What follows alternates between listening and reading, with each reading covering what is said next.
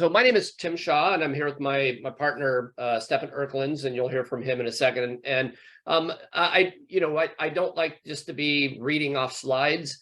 It's always a little bit awkward in the Zoom setting, to have really good interaction. But want to just share a few things with you today about social enterprise and the efforts to build out a social enterprise ecosystem here in Orange County. And so Stephan and I are going to kind of bounce back and forth. We kind of handle different things for an organization called RevHub. We're both founding partners of this, and we'll talk a little bit about what that is. But thought we'd start by first, before we just get into a commercial for RevHub, we'd like this to be more about why we exist. Why did we even form RevHub back in 2019? So we're going to talk a little bit about what social enterprise is and why it's so important, why we see such big opportunities for it, and then what we're doing to really grow an ecosystem that can support it here. So let's start here with a simple definition, because a lot of people, you hear social enterprise, and there are terms that kind of get conflated with each other. Social entrepreneurship, social enterprise, social impact investing, all these types of things. But social enterprise is a very specific thing. And what it is not, I will tell you, it is not nonprofit, okay? Nonprofits can be socially entrepreneurial, right? They can certainly exhibit entrepreneurial traits. Nonprofits can even run what might be earned revenue types of activities, types of programming, right? But a social enterprise is a different thing. A social enterprise is a mission-driven for-profit business. It is not a nonprofit that is addressing environmental and social challenges at scale. Now, oftentimes people like to throw out, oh, well, you're talking about Patagonia, or you're talking about Tom's shoes. These technically fall under the category of social enterprise, but they're a type of social enterprise where the work that they do isn't necessarily around the mission or addressing environmental and social challenges to scale, right? So that's a different kind of social enterprise. The type of social enterprises we're really interested in are those that are directly addressing environmental and social challenges at scale. Now, would we love to incubate and have a Patagonia in our portfolio? We absolutely would. We would love to have that, right? But we'd like to promote the vision of social enterprises as entities in and of themselves that are solving these environmental and social challenges. So when we talk about, what social enterprise, what is the opportunity for social enterprise here? There are a few things that social enterprises can provide for communities and globally, right? They can address, we said, global challenges. So these environmental and social problems, they're getting worse, and nonprofits are not equipped to address them at scale. Here's kind of how it works in the nonprofit world, okay? When you have a social innovation, right? If you have an idea to address, say, homelessness or address the impacts of climate change, somehow, you are told, oh, go start a nonprofit, right? You go get parked in the charitable category, the philanthropic category, right? And then you end up on what we call the philanthropic hamster wheel, where you're constantly out there begging, knee walking into, wealthy individual donors, private foundations, corporate donors, to raise your budget on an annual basis to try and address that issue. The problem with nonprofits is they have tons of innovation and they're super mission oriented. They're not designed to scale because they don't have a business model that can allow them to do that, right? Well, then you've got government. Well, government's important too, right? And government needs to be involved in solving social problems and addressing problems at scale. Government is saddled with a different set of challenges. Government is saddled with bureaucracy and politics dictate that not always the most important things get prioritized to scale. So oftentimes government ends up scaling things that aren't as important, right? But certainly they are important. What we need to bring into the process and into the fight are the private markets, and they bring innovation, they bring capital and an ability to scale and organizational structures that can scale, right? So we believe in Orange County here. All this big kind of busy slide is saying is we believe that Orange County has all of the elements necessary, all of the attributes, all of the assets necessary to develop a thriving social enterprise ecosystem, an ecosystem that is helping social innovators get out of that pathway into the nonprofit space and over into the pathway into the for-profit space, developing for-profit businesses that are mission oriented and addressing social and environmental challenges at scale. And when we talk about social and environmental challenges, one thing that we want to do is make sure that we are addressing, what is considered to be the priorities globally. So what we always look for as we're building this is we're looking for companies that can map their impact to the UN, the United Nations Sustainable Development Goals, right? So you can see this list here. There's a lot of different ways you could go, right? Clean water and sanitation, good health and well-being, affordable and clean energy. All of these are ripe fields for cultivating social enterprise activity. So you might ask, well, gosh, why aren't we doing more of this stuff? Well, in the United States, we're pretty deficient on this, and other countries are way ahead of us on it. So we use examples sometimes of England, the UK. Their social enterprise ecosystem is way more advanced than the United States. It makes up about 3% of their gross domestic product, which is 3 times the agricultural sector in England, to give you just sort of a sense of comparison, right? Providing 2 million jobs into the workforce. That's about 5% of their workforce work in the social enterprise space. This also, you look at this, and social enterprises provide opportunities for people who are underrepresented in entrepreneurship. And you can see that here in the UK, where 41% of these are led by women. So you can see we're behind. And let me give you another example that's not on here, that's even, I think, closer to this. And I'm going to refer back to it when we talk about some of the work we're doing to do this. In Canada, the government initiated about 4 years ago, initiated this national pilot program where they funded around 700 small, mid-sized and large organizations that were doing this sort of social enterprise ecosystem building, social impact investment infrastructure all around the country, to see if they couldn't bolster this and start really detonate some activity in Canada. That was so successful, that pilot program, that they now have established it as part of the regular budgeting process for the Canadian government, to the tune of about $700 million in the last budget that they allocated to this. So when you look at, say, a place like California, our GDP is comparable to the UK's. It's bigger than Canada's. And yet we do practically nothing to support the social enterprise ecosystem. And even when you take that and build it out to support entrepreneurship, period, the United States is pretty woeful at that. And California does practically nothing to support that. So given all those factors, Stephan, myself, a couple of other partners a while back, I come from the nonprofit space. Stephan spent some time in the nonprofit world, but Stephan's more of a social entrepreneur. He can tell you more about his background, but we come to it from different perspectives. We knew we needed to be intentional and strategic about building an ecosystem that could support social enterprises here. So we created RevHubOC, and we put our money where our mouth is, and that we are not a nonprofit. We are a social purpose corporation, which, if you're not aware, that is a California business designation that you can have.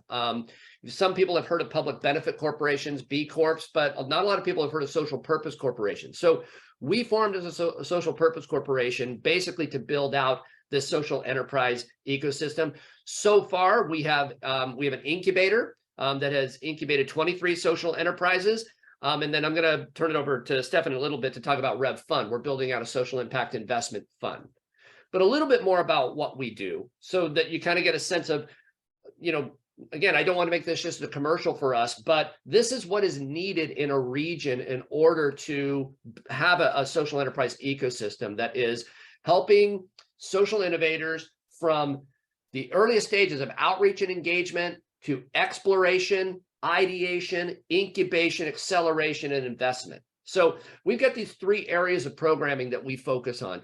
I'm going to set NorthSTAR OC aside because that's our newest one. But when you look at RevUp and RevFund, the RevUp part of our work is really the incubation work, the exploration, ideation, incubation work, the pipeline building work that can feed into RevFund, where we can invest in these. So social entrepreneurs and those who are starting social enterprises They need all the same work that any entrepreneur needs. They need all the same help, mentors, right? They need specific business advice, general business advice. They need right fit capital at every stage of development of their enterprises. And so what we try to do is fill all of that in. But what we bring to the table is that social impact part of it, right? Because we're not just going to incubate a bunch of companies that want to just get acquired, spin out, or just create shareholder value, right? We want to create a bunch of companies that are going to address these global and environmental challenges, right? So that's what makes them social enterprises.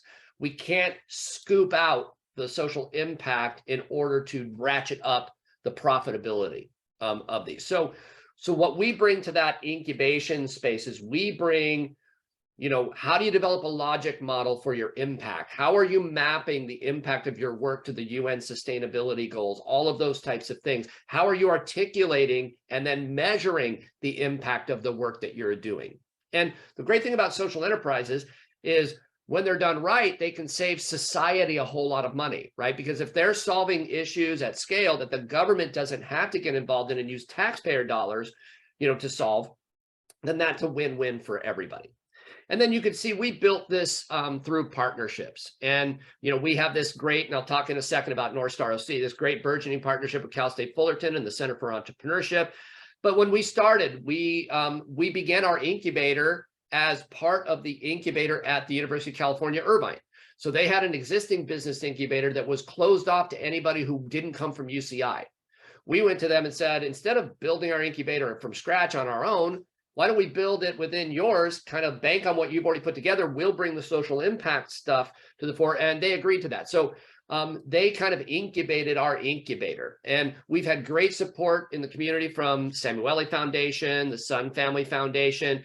We're in partnership with the Anaheim Community Foundation and other groups. So we built this over the last 3.5 years, really through collaboration and partnerships, trying to knit together and be a lace puller for all of these great community platforms that are needed to build this social enterprise ecosystem.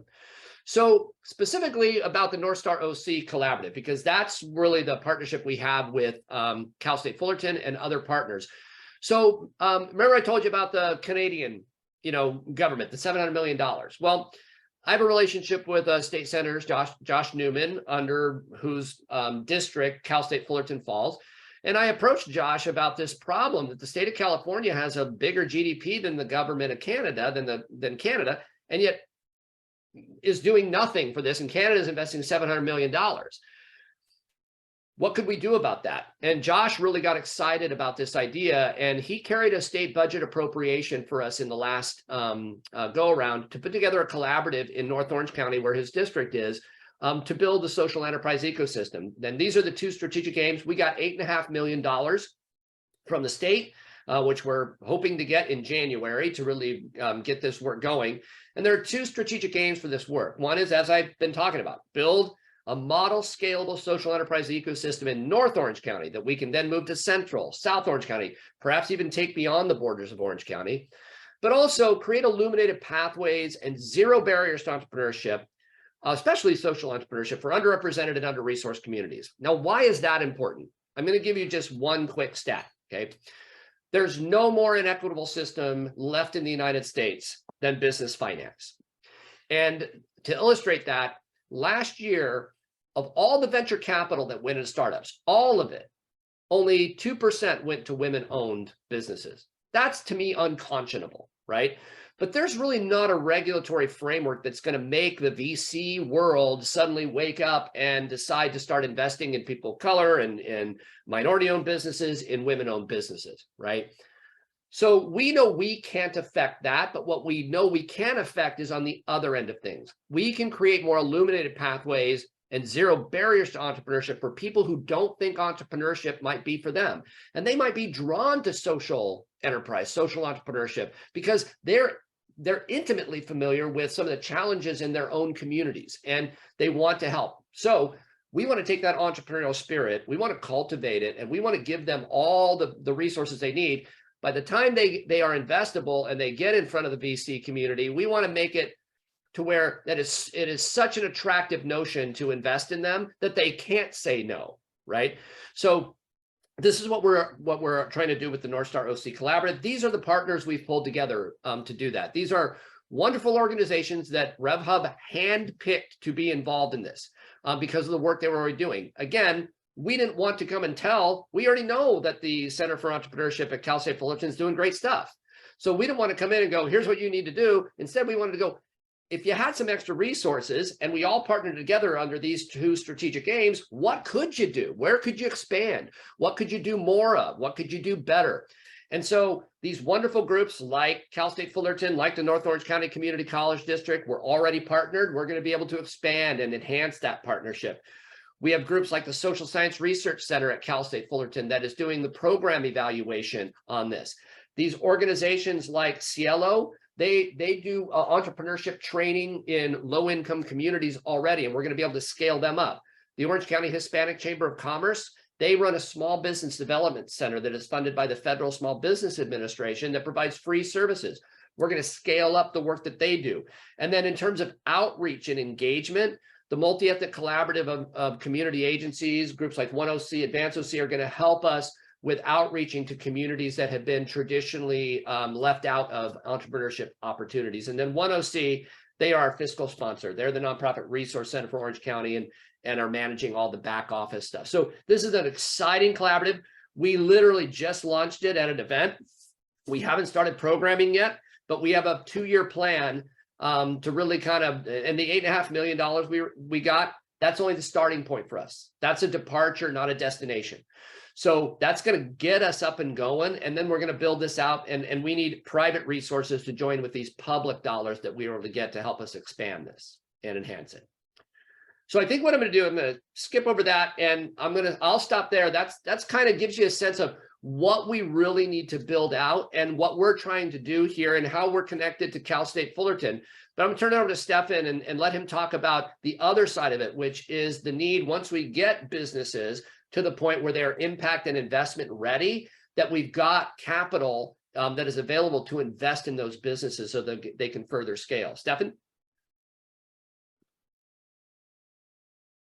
Well, thanks, Tim. Appreciate it. Good job. I'll try to be as succinct as possible. My background, 40 years entrepreneur. Started in a family business in Latin America, grew companies globally. 20 years into it, decided to pivot and move everything into a nonprofit and try to scale nonprofits. 10 years later, frustrated as heck in trying to get people to understand that impact and the quality and quantity of impact should drive scale, and it didn't work. So nonprofits, the problem with nonprofits is the source of funding. Source funding has expectations that's not aligned with the impact, and therefore impact does not get rewarded. Funders get tired, philanthropic fatigue sets in. Also on all your great projects around the world. And like you can see, if you travel around Africa or Latin America or Asia, you'll see tons of wells for fresh water that don't operate. So having grown frustrated with that, looked at, there's got to be a way to take business practices and nonprofit impact practices and do the best and put them together. Much to my surprise, 10 years ago, I realized that the rest of the world, this was common language, not in America, but in the rest of the world.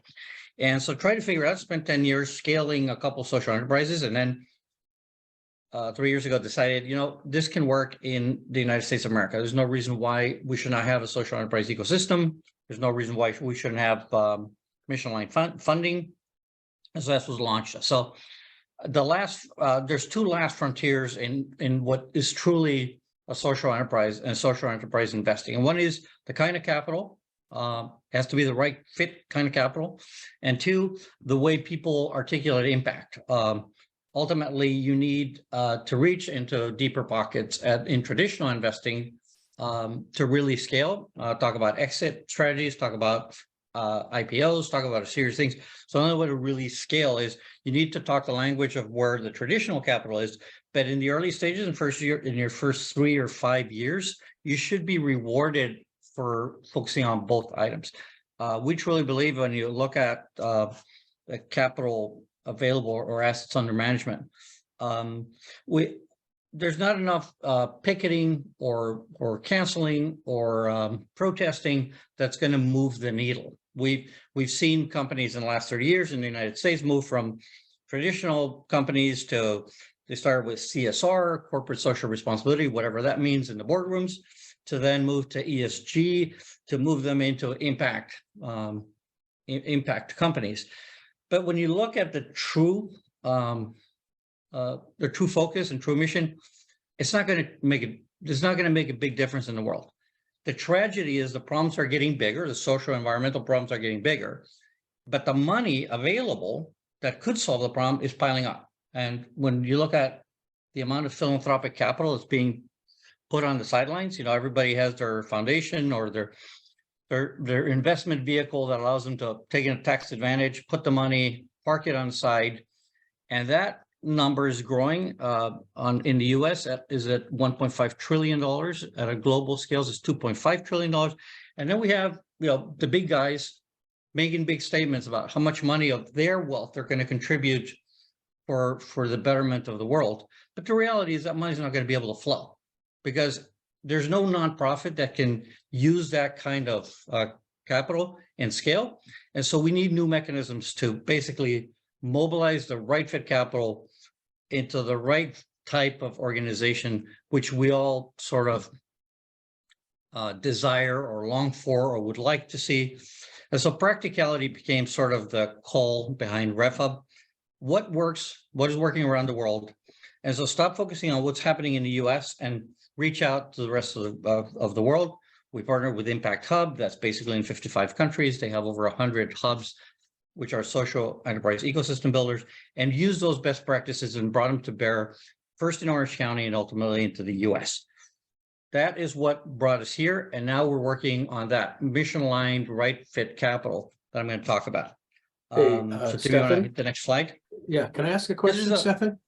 Yes. Yeah, so I think it's a really powerful quote. Social problems are market failures. And oftentimes when I think of social problems, I want to blame the government almost solely. And this is inferring, oh no, that the private sector, commerce has a role in this. Am I correct? That's absolutely correct. It is only when you can economically sustain a venture that you can scale. So anything else is an intervention. And so even our concept of charity is a emergency or a crisis intervention. It is not long lasting. It is when capital can be deployed in the right way for good that then now you can scale. I would add to that, JJ, that I think we love this quote, and Ian Williamson, the dean of the Mirage School of Business at UCI, was gracious enough to let us use it with attribution. But it reframes the conversation, right? It's not saying that government doesn't have a role. In fact, I mean, I could name wonderful government programs that have literally, food stamps kind of single-handedly ended hunger as a cause of death in the United States. There's probably not a good market-based model that could have done that as efficiently as government did it, but the conversation we need to have is there needs to be some counterbalancing there to ask the question, is this best for government to tackle, or is this something that is simply a market failure? Look at affordable housing. Affordable housing is an absolute market failure. Are you telling me there's no customer that needs an affordable home to rent? They're out there, they want it, right? We just don't have the supply, and the market has failed to provide that, right? That is not something that we need the government to come in and build homes for everybody, right? We just need a better market system that can actually meet the need, right? So yeah, we love this quote as well. We think it's a pretty apt, it's a great starting point that leads you to social enterprise. Thank you, powerful. Thanks, Tim. So what I would say is, as you think about building an enterprise as an entrepreneur, and even as a social entrepreneur, there's things that you need to do along the way as you scale your enterprise that give you that advantage to win, right? So I use this case, which is, for example, a nonprofit can't go out and hire the marketing manager from Nike and pay him $400,000 or $500,000 a year plus $1 million bonus for getting the impact numbers, right?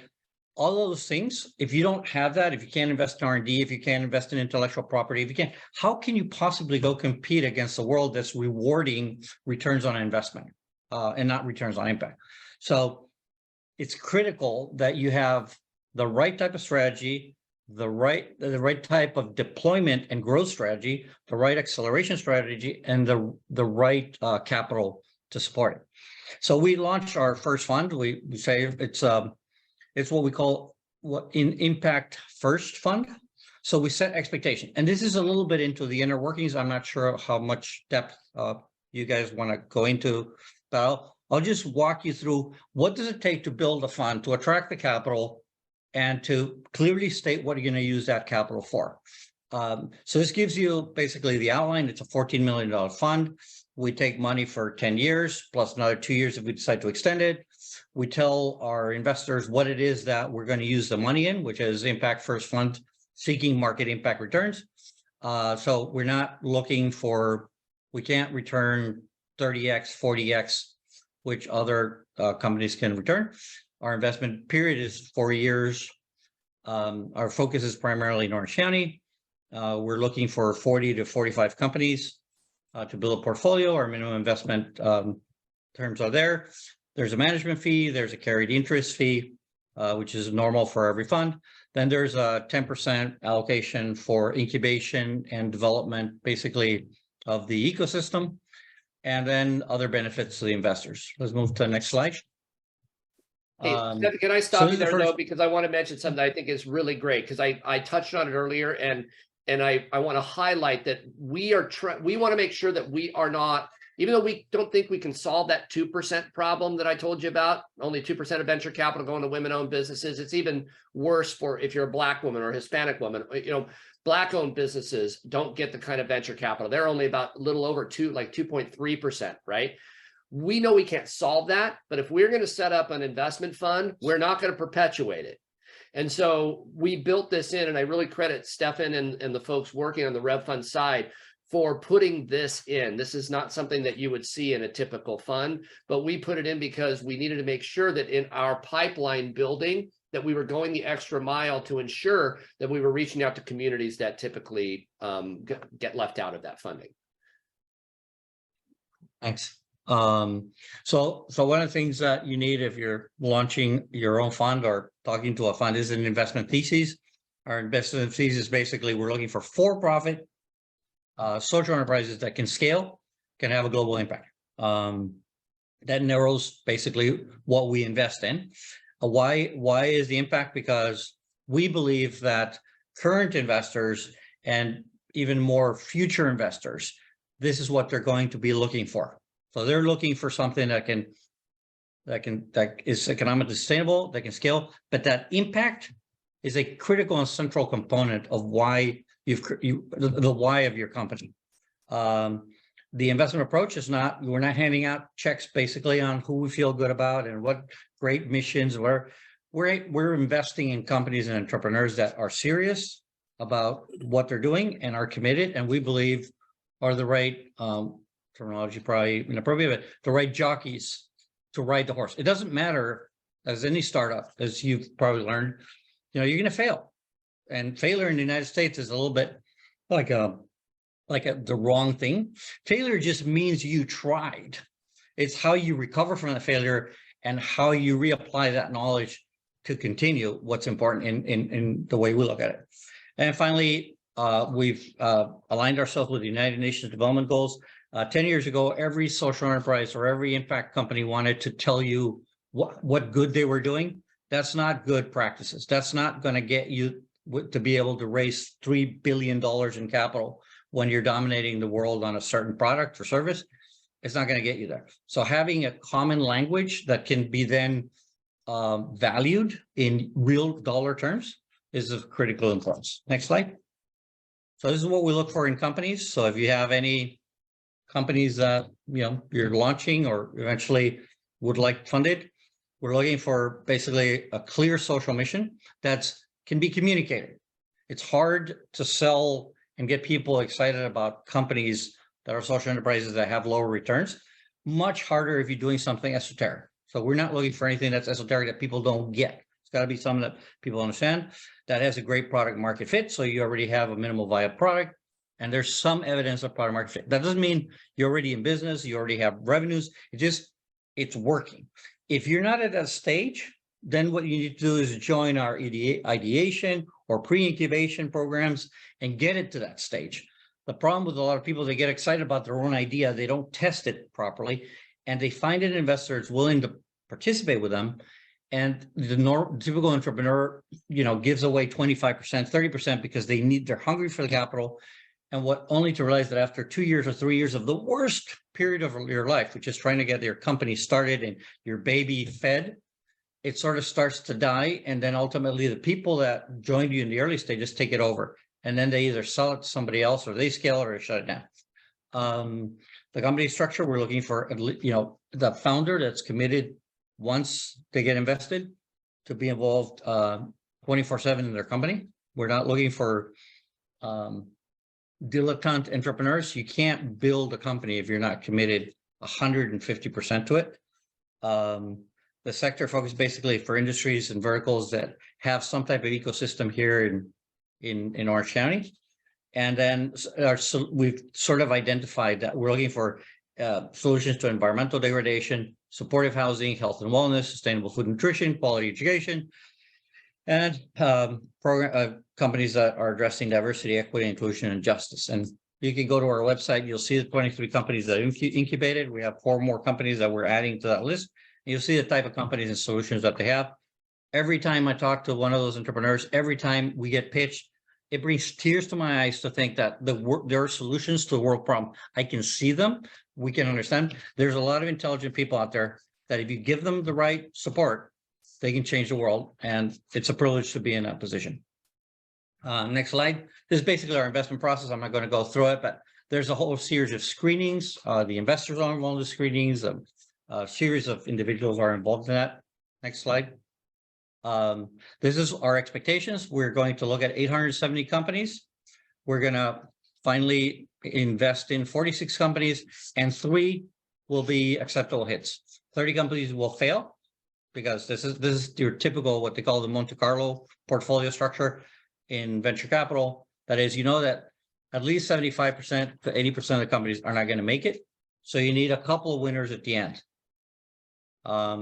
Next slide. That's it.